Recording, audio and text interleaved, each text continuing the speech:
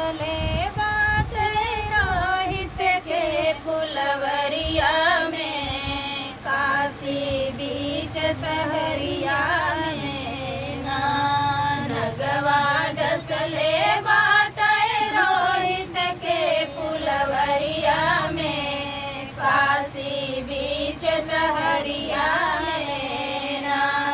माता बिलख बिलख के रोवई अपने अचरण से मुख पोछे। माता बिलख बिलख के रोवई अपने अचरण से मुख पोछे। अपने राजकुंवर के लइके कवरिया में, काशी बीच सहरिया में ना।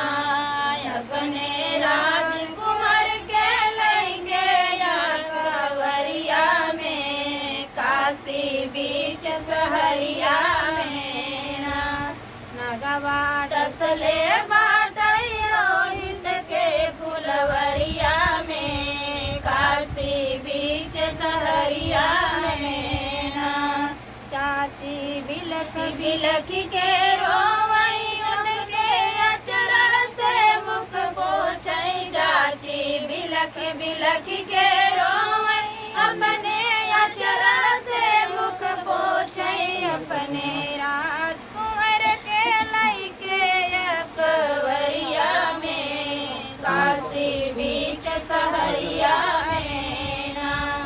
अपने राजकुमार के लइके कवरिया में, काशी बीच सहरिया में ना। नगवा डसले बाटे रोहित के फुलवरिया में, काशी बीच सहरिया में ना।